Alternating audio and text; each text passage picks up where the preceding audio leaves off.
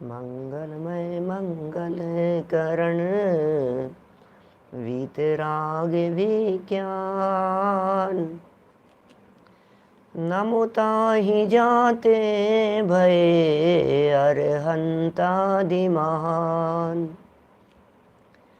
करि मंगल करि हो महा ग्रंथ करन के काज। जाते मिले समाज सब पावे निज पद राज। पावे निज पद राज। इस भव तरु का मूल एक जानहु मिथ्या भाव। ताको करि निर्मूल अब करिए मोक्ष उपाव। करिए मोक्ष उपाव। मोक्ष मार्ग प्रकाशक नामक यह ग्रंथ है। आचार्य कल्प पंडित प्रवर टोडरमल जी साहब की अनुपम रचना। व्यवहाराभासी जीवों की चर्चा चल रही थी। कैसे होते हैं व्यवहाराभासी जीव और क्या करते हैं वे लोग, कौन सी जगह पर अटक जाते हैं और कहाँ भूल कर जाते हैं, उनका यह मूल प्रकरण है। और इसमें 4 प्रकार के व्यवहाराभासियों में चौथे प्रकार के व्यवहाराभासियों की चर्चा चल रही थी। पहले थे कुल अपेक्षा धर्मधारक, दूसरे थे परीक्षा रहित आज्ञानुसारी धर्मधारक, तीसरे थे सांसारिक प्रयोजनार्थ धर्मधारक, और ये चौथे जीव थोड़े से सूक्ष्म भूलों वाले हैं। इनका नाम है धर्म बुद्धि से धर्मधारक। ये लोग धर्म बुद्धि से धर्म करना चाहते हैं। माने इनका अभिप्राय मूल में बुद्धि जो है इनकी, ये धर्म करने की है। ये चाहते ही हैं कि हम धर्म करें, ऐसे लोग हैं। तो इन लोगों में ये कहना चाह रहे हैं यहाँ, बोले सम्यक दर्शन करना चाहता है लेकिन कहीं भूल रह जाती है। सम्यक ज्ञान और सम्यक चारित्र इनके संदर्भ में कहीं ना कहीं चूक रह जाती है। तो सम्यक दर्शन के संदर्भ में जो भूलें हैं, ये भूलें देवगुरु धर्म की भक्ति के संदर्भ में है और फिर तत्वों के संदर्भ में होगी। तो सबसे पहले यहाँ देव भक्ति के अन्यथा स्वरूप की चर्चा चल रही थी। और कल हमने जो बातें देखी है, काफ़ी बातें पिछले 2-3 दिन से चर्चा चली रही है। स्वर्ग मोक्षदाता मानता है, अधम उद्धारक मानता है, और अनेक अनेक प्रकार के उपमाओं से ये भगवान की भक्ति पूजन आदि करता है। और एक टोडरमल जी का जो ब्रह्म वाक्य जिसे मैं कहता हूँ बहुत सुंदर, वे कहते हैं फल तो परिणामों का लगता है, परिणाम शुद्ध हुए बिना थोड़ी ना काम चलेगा। तेरे परिणाम कहाँ हैं? असली चीज़ तो वो है, परिणाम कौन सी जगह पर लगे हुए हैं। हिसाब उसने कुत्ते ने नमोकार मंत्र सुना था, उसका काम हो गया था। नाम लेने मात्र से, नाम की महिमा की काफ़ी चर्चा हुई, नाम लेने से काम हो गया था। ये जाप करने से काम हो गया था। हम तो नाम लेते हैं या जाप करते हैं और हमारा काम होता रहता है ना। तो टोडरमल जी साहब ने यहाँ बहुत बातें कही और उन्होंने कहा अकेला नाम मात्र लेने से कुछ नहीं होता है। अरे बिना परिणामों के नाम बोलने वाले का भी भला नहीं होता है, तो सुनने वाले का कैसे हो जाएगा? बोलने वाले का ही नहीं हो, जो खुद बोल रहा है उसका ही नहीं होता है, तो सुनने वाले का कैसे हो जाएगा? और मैं यदि एक कदम आगे बढ़ कर के बात करूं तो मैं ये कह सकता हूं, जिनका नाम लिया गया है उनका ही नहीं होता है भला, तो फिर माने उनके भी पाप कर्म का उदय आता हुआ देखा जाता है, तो फिर साधारण व्यक्तियों की क्या बात करें। कभी कभी मैं लोगों को कहता हूँ इस तरह की बात कि आप सोच रहे हो पार्श्वनाथ भगवान का नाम लेने से भला हो जाएगा, लेकिन पार्श्वनाथ भगवान के खुद के ऊपर ही जब संकट आ गया था तो वो भी अपने आत्म स्वरूप में लीन हो गए। माने संकट तो उनके ऊपर भी आ जाता है ना। आप सोच रहे हैं नमो अरिहंताणम, नमो सिद्धाणम, नमो आयरियाणम, नमो वज्रायणम, नमो लोहे सव्य साहुणम बोलने से हमारा भला हो जाएगा। तो बोले जो नमो लोहे सव्य साहुणम में शामिल हैं उपसर्ग तो उनके ऊपर भी हो जाता है। आप सोच रहे हो मैंने नमो लोहे सव्य साहुणम बोला, मैंने नमो आयरियाणम बोला और मेरा भला हो जाएगा। भाई नमोकार मंत्र बोल करके भला चाह रहे हो ना आप। तो जो स्वयं आचार्य हैं क्या उनके ऊपर उपसर्ग नहीं होते? जो स्वयं उपाध्याय हैं, स्वयं मुनिराज हैं, उनके ऊपर उपसर्ग नहीं होते? तो फिर उनका नाम लेने से हमारा उपसर्ग संकट कैसे टल जाएगा? ये कैसे हो सकता है कि उनका नाम लिया और हमारा संकट टल गया? ये कैसे हो जाएगा? बहुत विचारणीय बातें हैं।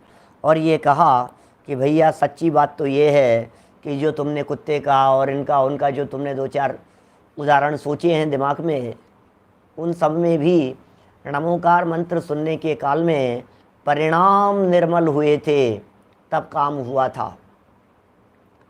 काम तो हुआ है परिणामों से, और समझता है ये काम हुआ है कान में शब्द पढ़ने मात्र से। ऐसा समझ लेता है। माने इसके समझ का ही फर्क है। ये ऐसा समझ रहा है कि भाई मैं तो इसने ये काम किया था ना मैंने, इसलिए ऐसा हो गया। काम तो पूर्व के पुण्य कर्म की वजह से हुआ है। अब ये कर्म सिद्धांतों की इन व्यवस्थाओं को पहचानता नहीं है। हमने कहा था आपसे कि आप सुनो एक बार पुरानी बातें। मोक्ष मार्ग प्रकाशक के दूसरे अध्याय में, इसी ग्रंथ के दूसरे अध्याय में ये सब चर्चाएं की थी। संक्रमण हो जाते हैं, उत्कर्षण अपकर्षण हो जाते हैं। पता है कौन सा नंबर पेज था? सत्तारूप कर्मों की अवस्था का प्रकरण था और पेज नंबर था 29। राइट साइड वाला पेज है, बीच में हेडिंग दी हुई है सत्तारूप कर्मों की अवस्था, 29 नंबर पेज पर। और वहाँ उन्होंने कहा है कि अन्य कर्म प्रकृतियों के परमाणु थे, वे बदल करके अन्य प्रकृति रूप हो गए, और कुछ कर्म परमाणु उनके स्थिति अनुभाग कम थे, वे स्थिति अनुभाग बढ़ गए। किसी के स्थिति अनुभाग ज़्यादा थे, वे स्थिति अनुभाग कम हो गए। तो बोले ये बदल जाने का नाम है संक्रमण, ज़्यादा बढ़ जाने का नाम है उत्कर्षण, कम हो जाने का नाम है अपकर्षण। बोले ये होता कैसे है कि जीव के परिणामों का निमित्त पाकर इस प्रकार का होता रहता है। जैसे परिणाम होंगे वैसा फल मिलेगा।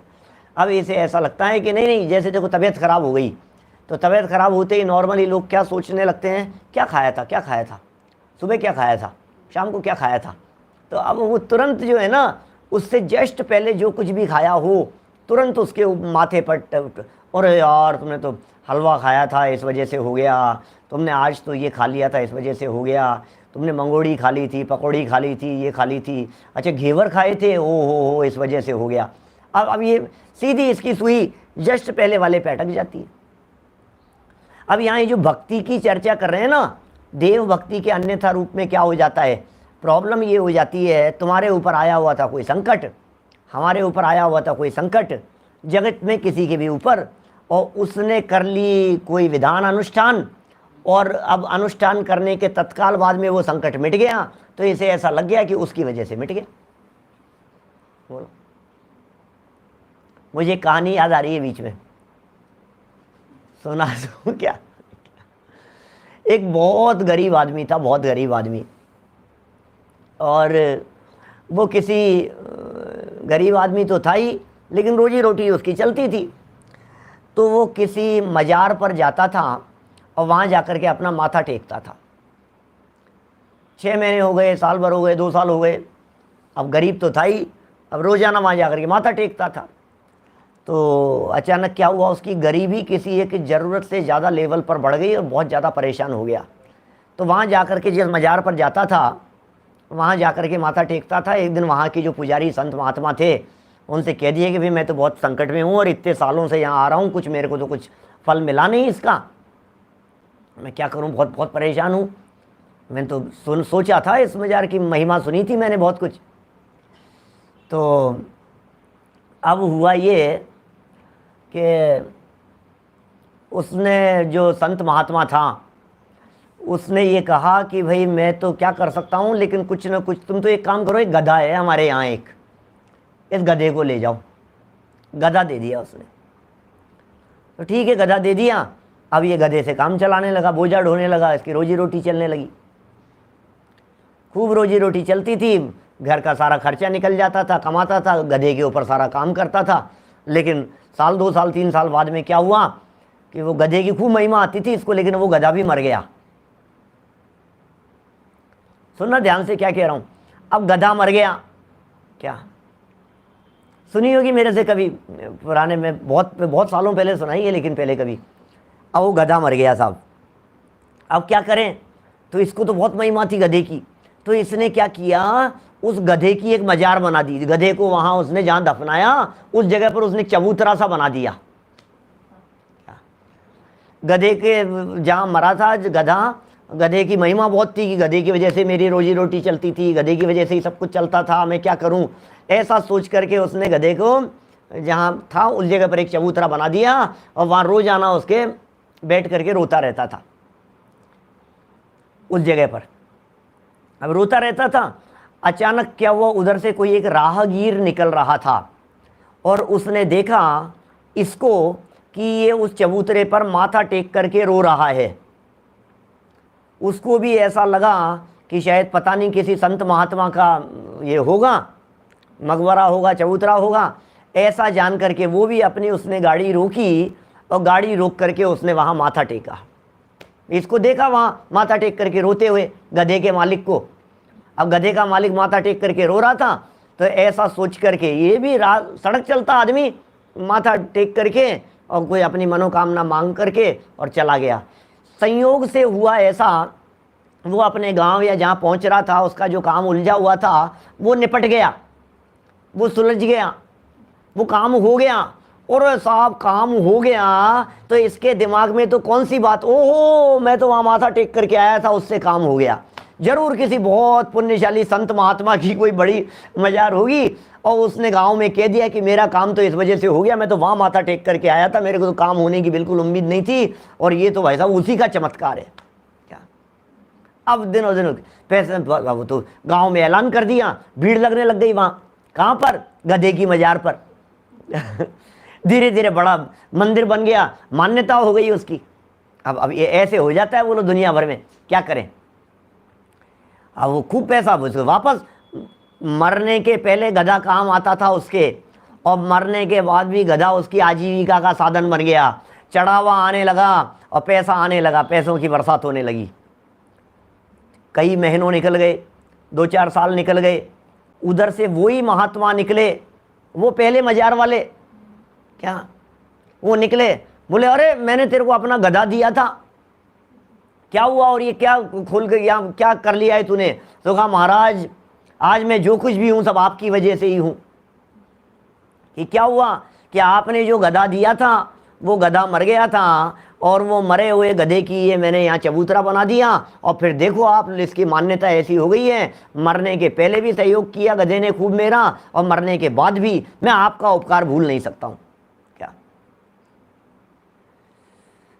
तो बोले महाराज वो मजार क्या चल रही। बोले सुन, क्या जैसे तू इतना पैसे वाला हो गया है, तेरे को बताऊं तू जिस मजार पर पहले आता था वो इस गधे की अम्मा थी। ऐसा समझ में आ रही है बात। माने कुल मिलाकर के बात ये है, ये सब दुकानें ऐसे ही चल रही है पूरे दुनिया भर में। एक जगह पर कोई पत्थर लीप दिया जाता है, कुछ हो जाता है, और व्यक्ति ऐसा समझ लेता है काम हुआ है पुण्य के उदय से, काम हुआ है किसी दूसरे कारण से, और मान लिया इसकी वजह से हमारी मान्यता हो गई, ये हो गई। देखा देखी भीड़ लग जाती है, लोग पूजने लग जाते हैं, और ये ऐसा है। ये भाई साहब ये भक्ति के स्वरूप में ऐसी हालत है, क्या कहें। दुनिया भर की यही हालत है। वो आपने वो कहानी सुनी होगी, वो प्रसंग, राजा जी की सवारी निकली थी और किसी जानवर ने, कुत्ते ने पोटी कर दी रास्ते में, और सवारी निकल रही थी, गोबर कर दिया, और लोग माला लेकर के खड़े हुए थे, और उन्होंने अचानक सोचा कि क्या करें क्या करें। अभी तो यहीं सामने तक आ गए, एक काम करो कि जो माला हाथ में है ना हमारे, क्या करें हम इसको ढकने के लिए। माला ढक दी, और 2-4 लोगों ने माला डाली तो 2-4 लोगों ने और डाल दी। और इतने में राजा जी सामने से आ गए, वो 25-50 मालाएं वहां डली हुई देखी, तो राजा जी ने पूछा कि ये क्या है? बोले ये गंदी माई का मंदिर है। तो राजा जी भी वहां चढ़ावा चढ़ा करके और वहां हाथ जोड़ करके माथा टेक के चले गए। किसके? वो कोई कुत्ता पोटी कर गया था उसके ऊपर, फूल चढ़ाओ वहां। ये ऐसे चलने लग जाती है कोई ना कोई चीजें दुनिया भर में। मंदिर बना दिया फिर उनका, गंदी माई का, सुगली माता का मंदिर बना दिया, वहां मंदिर बन गया। क्या बतलाएं आपको, ये सारे लोग काम कैसे हो रहा है समझ नहीं पा रहे हैं, असली काम किस तरह से हुआ है। ये कर्म सिद्धांत को एक बार गहराई से समझ लेवे तो ये बात समझ में आ जाए, काम हुआ है तेरे कर्म के उदय से, काम हुआ है तेरे पूर्व कर्म के उदय से। और तू समझ रहा है कि मैंने ये जो भक्ति की है ना, चंवर लेकर के जो मैं नाचा हूँ, भक्ति की है, आराधना की है, मैंने जो पूजन की है, मैंने जो अनुष्ठान विधान किया है, इस वजह से हो गया है ऐसा। बोलो, दिमाग में ऐसा बैठ जाता है। तो टोडरमल जी यहाँ ये कह रहे हैं, भैया ये जो कल अपन ने पैराग्राफ पढ़ा था, थोड़ा फास्ट पढ़ गए थे अपन, 222 नंबर पेज के बीच वाला पैराग्राफ और बीच वाली लाइन, अरंतादि की भक्ति रूप शुभोपयोग परिणामों से पूर्व पाप के संक्रमण अधिक हो जाते हैं। ये बहुत अच्छी बात है भाई साहब, पूर्व पाप के संक्रमण अधिक हो जाते हैं। बोलो, और इसलिए उपचार से अनिष्ट के नाश का व इष्ट की प्राप्ति का कारण अनंत आदि की भक्ति कही जाती है। ये भक्ति की स्थिति है, उपचार से कह दिया। क्योंकि उसके पहले क्या किया था? बोले भक्ति की थी, अनंत भगवान की भक्ति की थी। देखो, भक्ति नहीं कह रहे हैं, फिर शब्द नोट करना, एक एक शब्द, जहाँ थोड़ा सा शब्द गहराई से देखते हैं वहीं कुछ विशेषता ख्याल में आती है। अनंत आदि की भक्ति से संक्रमणाधिक नहीं हुए, भक्ति के साथ में शुभोपयोग परिणाम जोड़ा है पंडित जी ने। ये पंडित जी के लेखन की विशेषता है। आज हम चर्चा करने लगे तो वाक्य हमारे मुंह से भी निकलेगा कई बार, अनंत आदि की भक्ति से संक्रमण हो जाते हैं, भक्ति से पाप कर्म के अपकर्षण हो जाते हैं, भक्ति से पुण्य का उत्कर्षण हो जाता है, भक्ति से हो जाता। टोडरमल जी ने ये नहीं लिखा भक्ति से हो जाता है, संक्रमणाधिक हो जाते हैं। क्या लिखा? भक्ति रूप शुभोपयोग परिणामों से। इसका मतलब तुम्हारे नाच गान रूप भक्ति से तो वो भी नहीं होता, शुभोपयोग परिणाम साथ में जुड़े हुए हो।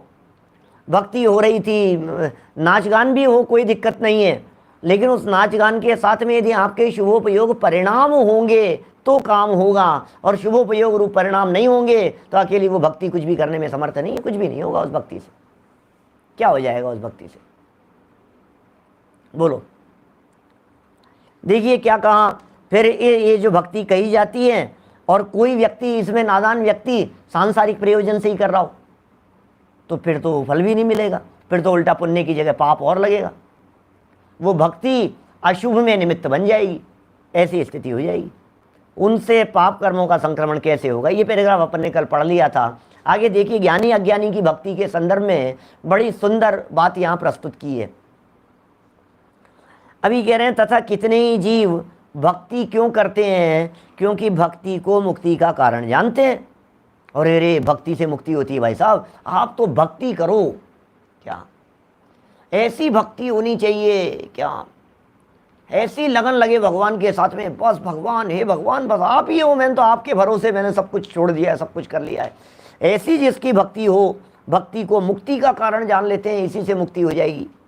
वहाँ अति अनुरागी होकर प्रवर्तते हैं। यार कैसी भक्ति है भाई साहब, इनकी तो जो भक्ति दिखाई दे रही है, क्या जैसी भक्ति इनकी दिखाई दे रही है। क्यों दिखाई दे रही है इतनी भक्ति? क्योंकि विश्वास बैठा हुआ है। देखो, अज्ञानी भी व्यक्ति भक्ति कर रहा है और ज्ञानी व्यक्ति भी भक्ति कर रहा है। अज्ञानी व्यक्ति भक्ति ज़्यादा करता हुआ दिखाई दे रहा है, खूब भक्ति कर रहा है, क्या नाच रहा है, क्या भाव विभोर होकर के नृत्य कर रहा है। कारण क्या है? उसके दिमाग में बैठा हुआ है, भगवान की भक्ति इसलिए कर रहा हूँ कि भगवान बचाने आ जाएंगे, भगवान ही कर सकते हैं, मेरे इस संकट को भगवान ही मिटाएंगे। ये श्रद्धा, गलत मान्यता दिमाग में बैठी हुई है, इसके कारण लगा रहता है उसी चीज में। वे तो अन्य मति जैसे भक्ति से मुक्ति मानते हैं, वैसा ही इनके भी श्रद्धान हुआ। आपने कौन सा नया काम कर दिया? जैसा अन्य मति मान रहे हैं वैसा आपने मान लिया, कोई विशेष काम नहीं हुआ। परंतु भक्ति तो राग रूप है और राग से बंध है, इसलिए मोक्ष का कारण नहीं है। ये सिद्धांत वाक्य हो गया कि भक्ति मोक्ष का कारण नहीं है। भक्ति से मोक्ष कभी नहीं हो सकता। कितने समय तक भक्ति करें बोलो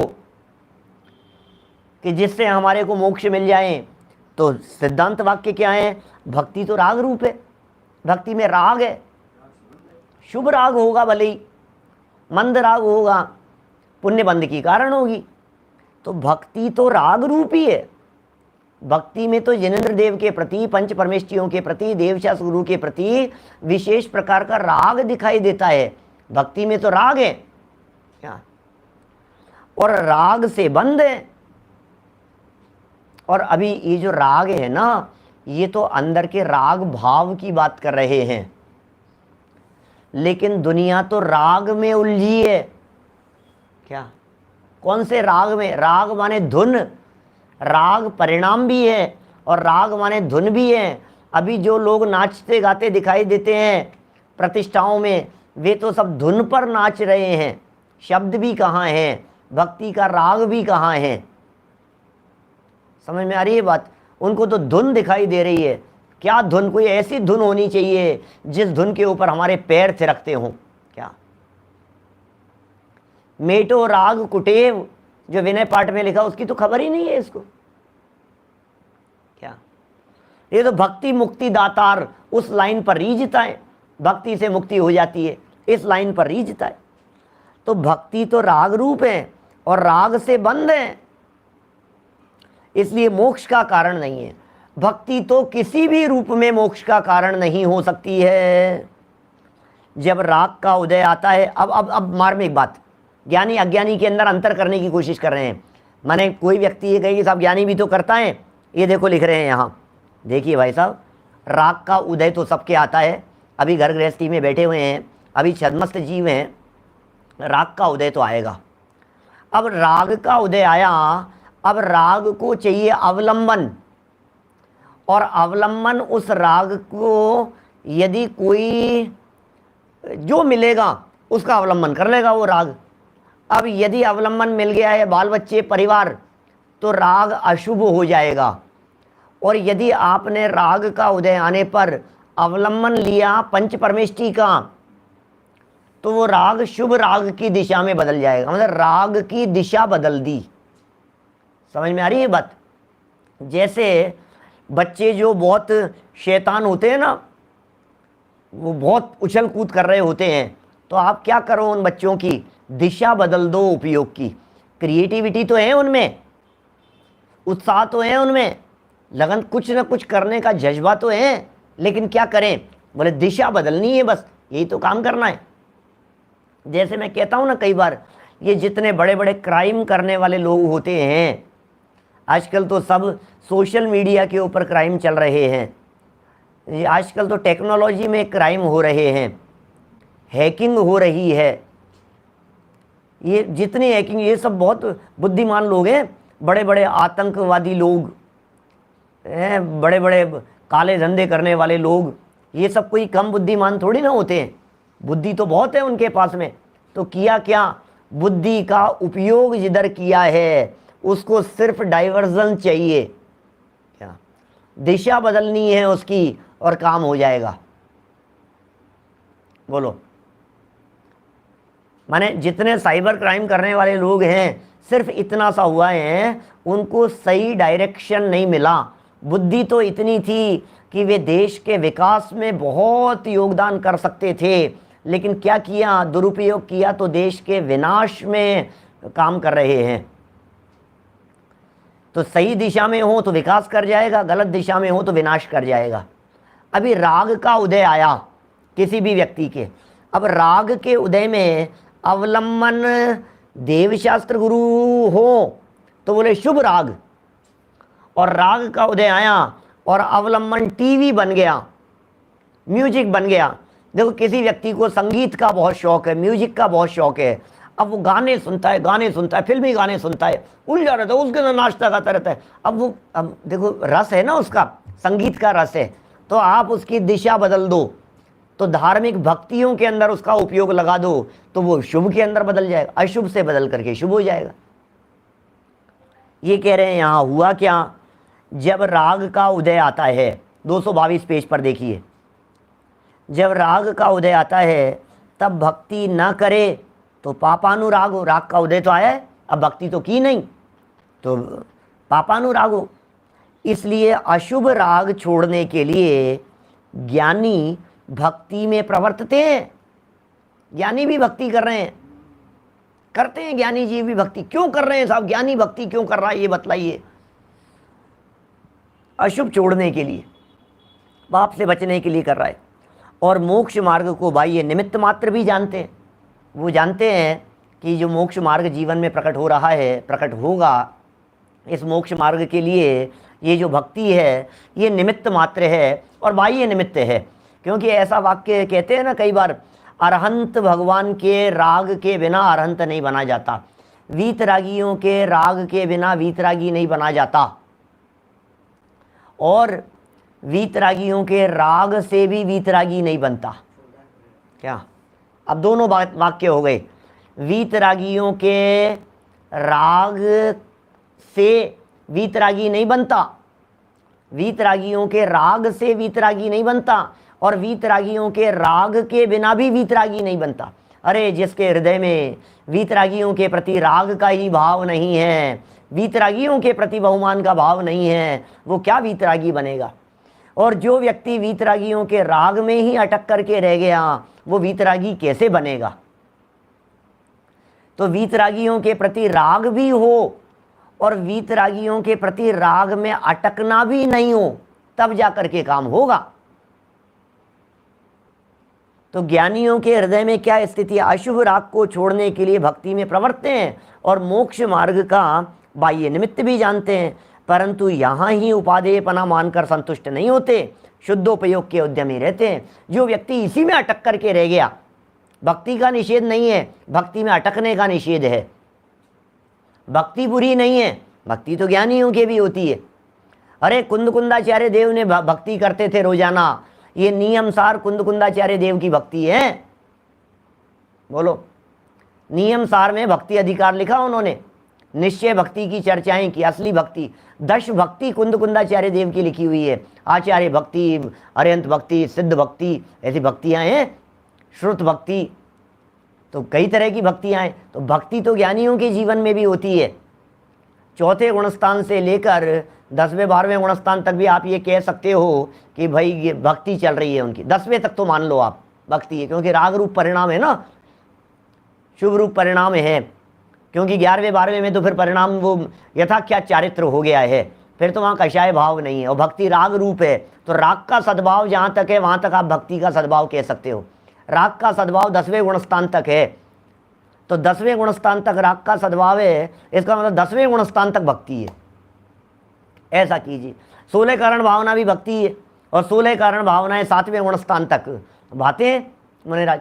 चौथे से 7वें गुणस्थान तक 16 कारण भावनाएं भा करके तीर्थंकर कर्म प्रकृति बन जाती है।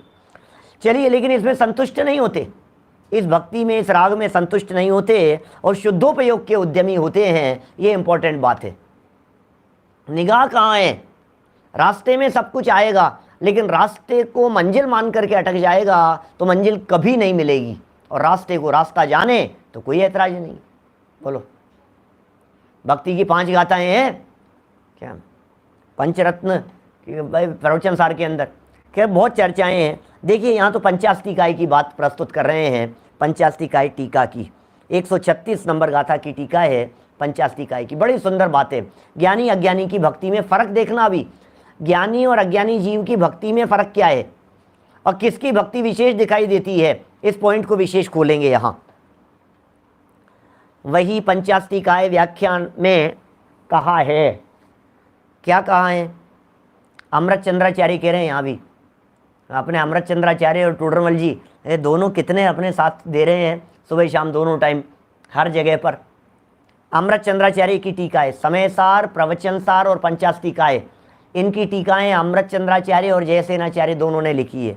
ये कह रहे हैं, इयम भक्ति केवल भक्ति प्रदानस्य अज्ञानिनो भवति, और तीव्र राग ज्वर विनोदार्थम अस्थान राग निषेधार्थम क्वचित ज्ञानिनोपि भवति। क्या कितनी सुंदर बात कही है, बड़ा गजब का अर्थ है। संस्कृत से अर्थ देखो, इयम भक्ति, ये जो भक्ति है कैसी, केवल भक्ति प्रधानस्य, भक्ति सिर्फ भक्ति है। बोले ऐस भक्ति प्रधानस्य, भक्ति ही जिनके लिए प्रधान है, केवल भक्ति ही जिनके लिए प्रधान है, जिनको भक्ति के अलावा और कुछ नहीं दिखता है, जो सिर्फ भक्ति भक्ति भक्ति भक्ति के अंदर लगे हुए हैं। ढोल मंजीरा दे दो उनको, माइक दे दो उनको, सिर्फ भक्ति करेंगे, सिर्फ चंवर दे दो उनको, अब वो नाचेंगे गाएंगे, खूब भक्ति करेंगे, बहुत उनका तो जब जैसे भक्ति के नाम पर तो उनका ऐसा मन मयूर नाचने लगता है। तो ये कह रहे हैं केवल भक्ति प्रधानस्य, भक्ति प्रधानता वालों के अज्ञानिनो भवति, प्रधानस्य अज्ञानिनो भवति, अज्ञानियों के होती है। और तीव्र राग ज्वर विनोदार्थम, तीव्र राग ज्वर विनोदार्थम, तीव्र राग के ज्वर को मिटाने के लिए, और अस्थान राग निषेधार्थम, गलत जगह पर राग न चला जाए उसका निषेध करने के लिए, क्वचित ज्ञानिनोपि भवति, कदाचित ज्ञानियों के भी होती है। माने भक्ति अज्ञानियों के भी होती है और ज्ञानियों के भी होती है, लेकिन प्रयोजन में फर्क है। अज्ञानी का प्रयोजन क्या है और ज्ञानी का प्रयोजन क्या है भक्ति में। नीचे अर्थ देखो, यह भक्ति केवल भक्ति ही है प्रधान जिसके, सिर्फ भक्ति जिसके प्रधान है, ऐसे अज्ञानी जीवों की होती है। और तीव्र राग का ज्वर, बुखार, तीव्र राग भाव जागृत हुआ, उस बुखार को मिटाने के लिए, नंबर 1। और दूसरा पॉइंट, कुस्थान के राग का निषेध करने के लिए, विषय कषाय के राग का निषेध करने के लिए, विषयों के रस से उपयोग को हटाने के लिए, टीवी वीवी से उपयोग हटाने के लिए, बच्चों से, बाल बच्चे, परिवार, घर गृहस्थी, धन दौलत, वैभव, संपत्ति, इन सब से जो राग था उस राग को मिटाने के लिए, उसका निषेध करने के लिए, कुस्थान के राग का निषेध करने के लिए के अर्थ कदाचित ज्ञानी के भी होती है। क्या? कदाचित ज्ञानी के भी होती है, माने वो उस ज्ञानी व्यक्ति उसको ऐसा नहीं समझता है कि मुझे तो भक्ति करनी है, वो ये समझता है भैया राग घटाना है, राग की दिशा मोड़नी है, इसलिए भक्ति कर रहा हूँ। सच बात तो ये है कि मैं राग नहीं चाहता, सच बात तो ये है कि राग को मिटाना चाहता हूँ, लेकिन राग मिट नहीं पा रहा है, तो फिर क्या करें? बोलो, मिट नहीं पा रहा है तो क्या करें? बोले ठीक है कोई बात नहीं, मंद करो। आप क्या करेंगे? नुकसान हो रहा है, टोडरमल जी ने उदाहरण दिए, पीछे पढ़े भी थे अपन ने, नुकसान हो रहा था, बहुत नुकसान हो रहा था, फिर क्या करें? बोले नुकसान बहुत हो रहा था तो आप क्या करें? बिल्कुल नहीं होना चाहिए नुकसान, बिल्कुल नहीं होना चाहिए। कि बात तो ठीक है, बिल्कुल नहीं होना चाहिए, फिर हो रहा है तो क्या करें? बोले जितना बच सके उतना बचा लो, जितना घट सके उतना घटा लो, जितना मंद हो सके उतना मंद कर लो। कोशिश तो मिटाने की है, लेकिन नहीं मिट पाए तो घट तो जाए। क्या कोशिश तो ये है कि हमारे ऊपर किसी तरह का इल्ज़ाम न लगे, और लगे तो फिर जितनी सज़ा कम हो सके उतना विचार कर, सज़ा मिले ही नहीं, फर्स्ट प्रायोरिटी तो इसकी है। और फिर सज़ा कदाचित मिले तो क्या करें? बोले जितनी कम हो सके उतना प्रयास किया जाए। बिल्कुल कितना प्रैक्टिकल है ज्ञानियों का जीवन। इसी संदर्भ में एक प्रश्न उठा करके बात को बहुत सुंदर ढंग से जवाब दिया है। 223 नंबर पेज देखिए। आज देव भक्ति के स्वरूप की चर्चा को संपन्न कर देते हैं, अपन पूरा कर लेते हैं, कल गुरुओं की चर्चा करेंगे। वहाँ वह पूछता है, ऐसा है तो ज्ञानी से अज्ञानी की भक्ति की अधिकता होती होगी? क्योंकि देखो ज्ञानी के तो खाली भक्ति है, अज्ञानी के तो खाली भक्ति है, और ज्ञानी तो कभी कदाचित करता है बेचारा, जो भी है कभी कर लेगा, भक्ति कर लेगा, जो भी होगा। तो प्रश्नकर्ता ने प्रश्न कर दिया, अज्ञानी के ज़्यादा भक्ति होती है या ज्ञानी के ज़्यादा भक्ति होती है? भक्ति की अधिकता अज्ञानी के ज़्यादा है या ज्ञानी के, किसके ज़्यादा है? क्या? तो जवाब सुनो, बड़ा गजब का तर्क दिया है। यथार्थता की अपेक्षा तो ज्ञानी की सच्ची भक्ति है, अज्ञानी के नहीं है। क्या? बोलो, बिल्कुल स्पष्ट दिखता है। आइए जैन साहब, बिल्कुल सही कह रहे हैं आप। धार्मिक कार्यक्रम जितने भी हों, उन धार्मिक कार्यक्रमों में प्रवचन भी होते हैं, कक्षाएं भी होती है और सांस्कृतिक कार्यक्रम भी होते हैं, विधि विधान अनुष्ठान प्रतिष्ठा आदि कार्यक्रमों में। तो आप देख लीजिए जन्म कल्याणक के दिन कितनी भीड़ होगी और बाकी के कल्याणकों के दिन सब धीरे धीरे सब। जन्म कल्याणक पीक टाइम होता है, दीक्षा कल्याणक घट गए, ज्ञान कल्याणक और घट गए, और केवल ज्ञान कल्याणक के दिन तो बस गिने चुने लोग रह गए। ऐसी स्थिति है। और प्रत्यक्ष देखते हैं कार्यक्रम हो रहा है, भीड़ लग गई है, सांस्कृतिक कार्यक्रम हो रहा है, बहुत भीड़ लग गई है, और प्रवचन हो रहा है, लोग बहुत कम बैठे हुए हैं। क्या बोलो, लेकिन हमारे सामने जितने लोग बैठे हुए हैं ना, ये सब के सब लोग, ये सब प्रवचन की रुचि वाले लोग हैं। एक भी दिन भक्ति नहीं कराई मैंने, और फिर भी संख्या 1000 1000 1,500 1,000 जो जैसी होती है, जब इतने डिवाइस हजारों लोग जो सुन रहे हैं, सब सिर्फ प्रवचन की रुचि वाले लोग हैं। लेकिन क्या करूं, प्रवचन की रुचि वाले लोगों के हृदय में भी कहीं ना कहीं भक्ति की रुचि ज़्यादा अस्थान में न पनपने लग जाए। इसलिए टोडरमल जी ये प्रकरण दे रहे हैं। क्या दे रहे हैं टोडरमल जी? कि भैया ज्ञानी के होती है सच्ची भक्ति, ऐसा मत समझना ज्ञानी भक्ति नहीं करता है। सौदर में इंद्र जैसा चतुर्थ गुणस्थानवर्ती व्यक्ति भी आकर के ज्ञानी भक्ति करता है। बोलो, सौदर में इंद्र जैसा भी आकर के भक्ति करता है, दरवाजे पर आकर के नाचता है, उसके भी भक्ति बहुत दिखाई देती है। अरे मुनिराज भी भक्ति करते हैं, ज्ञानी भी भक्ति करते हैं, लेकिन उनकी भक्ति में सच्चाई होती है, दिखावा नहीं होता, प्रदर्शन नहीं होता। ज्ञानी जीव चंवर लेकर के नाचता भी है, लेकिन उसके नाचने में उसके पैर यथा योग्य रीति से जैसे थिरकते हैं वैसे थिरकते हैं। और अज्ञानी जो नाचता है, वो अज्ञानी दूसरों को दिखाने के लिए नाचता है। क्या डॉक्टर साहब, अज्ञानी जीव की भक्ति दिखाने के लिए हो रही है, अज्ञानी जीव की भक्ति फोटो खिंचाने के लिए हो रही है, अज्ञानी जीव की भक्ति रिकॉर्डिंग के लिए हो रही है, अज्ञानी जीव की भक्ति लोगों को रिझाने के लिए हो रही है, और ज्ञानी जीव की भक्ति लोगों के लिए नहीं हो रही है, अपने आप के लिए हो रही है। बोलो, अपने राग भाव को कम करने के लिए ज्ञानी की भक्ति होती है, और अज्ञानी की भक्ति लोगों को रिझाने के लिए होती है। ज्ञानी की भक्ति में मर्यादा होती है, अज्ञानी की भक्ति अमर्यादित होती है। अज्ञानी कदाचित भक्ति के काल में अपने भोग का पोषण करने लग जाता है, राग का पोषण करने लग जाता है, विषय का पोषण करने लग जाता है। ऐसी भक्ति अज्ञानियों की दिखाई देती है। किसके ज्यादा कहें, ज्ञानी के ज्यादा कहें कि अज्ञानी के ज्यादा कहें? तो एक वाक्य तो कह दिया कि ज्ञानी के सच्चाई की अपेक्षा से देखो तो ज्यादा है। एक बात तो ये हो गई, सत्यता की अपेक्षा से देखो तो ज्ञानी के ज्यादा है, और उत्साह की अपेक्षा से देखो, अभी देखो अगला वाक्य क्या लिख रहे हैं, और राग भाव की अपेक्षा अज्ञानी के, राग भाव की अपेक्षा अज्ञानी के। सुनो, ये कह रहे हैं क्यों हो रहा है इतना राग भाव, अज्ञानी के क्यों ज्यादा विशेष भक्ति दिखाई दे रही है? क्योंकि अज्ञानी के श्रद्धान में भी उसे मुक्ति का कारण जानने से अति अनुराग है। क्या है? अज्ञानी जीव तो ये लग रहा है मैं भक्ति करूंगा ना, मेरा ये टैक्स का मैटर निपट जाएगा। वो तो श्रद्धा उसकी ऐसी पक्की बैठी हुई है, ऐसी गाढ़ी बैठी हुई है, ऐसा भाव विभोर होकर के हाथ जोड़ता है, नाचता है, भगवान के पक्षाल करता है, बहुत भावपूर्वक इतनी भक्ति दिखाई दे रही है उसको लग रहा है यही, इसी से मोक्ष मिलेगा मुझे, तो इसी से कल्याण हो जाएगा मेरा, तो इसलिए उसके विशेष अनुराग दिखाई दे रहा है अज्ञानी जीव के।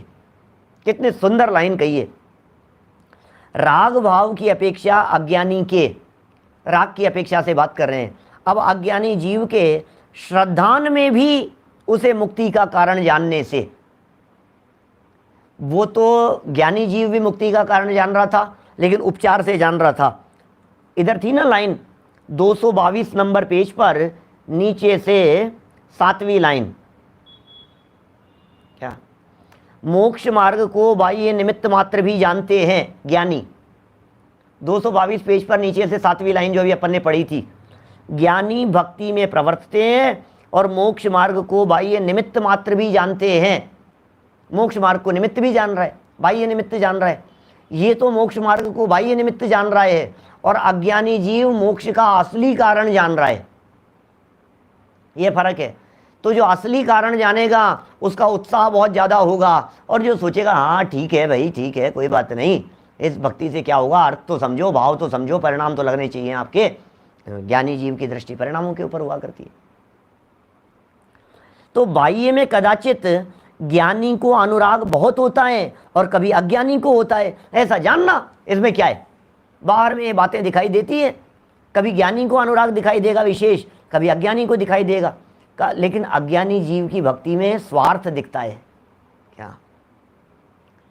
अज्ञानी जीव की भक्ति में उसे वास्तव में भक्ति है नहीं, क्योंकि वो भगवान का भक्त नहीं है। ये जो बीच में जो पॉइंट आ गए थे, कल परसों जो चर्चाएं की है, सांसारिक प्रयोजन पर उसकी दृष्टि है। जिसकी दृष्टि सांसारिक प्रयोजन के ऊपर है, इसका मतलब उसकी दृष्टि भक्ति पर नहीं है, और भक्ति में भी धुन पर है तो उसके भाव पर नहीं है। अरे आपको जो भक्ति में आनंद आ रहा है, वो भक्ति में आनंद किस बात का आ रहा है, ये तो बताओ। भक्ति में आनंद किस बात का आया है? अभी मैं यहाँ से गाने लग जाऊँ, मान लो कुछ भी, अगर यार पंडित जी बंद करो यार, बंद करो यार, आपकी आवाज़ अच्छी नहीं है यार पंडित जी, तो फिर क्या करें? तो बोले उनको दो, अरे ये इनसे, धर्म जी से गवाओ, ये गाएंगे, हमारे गौरव जी सौगानी हैं, उनसे गाओ, ये गाएंगे, हमारे जो भी अच्छे गाने वाले लोग हैं, अब सबका किस किस का नाम लेवें, लेकिन वो ये अच्छा गाते हैं, ये इनके द्वारा होना चाहिए। तो फिर आप नहीं यार, इनको बंद करो यार, माइक किसको दे दिया आपने? तो क्या हुआ भैया, भक्ति तो वही है, भक्ति तो वही है।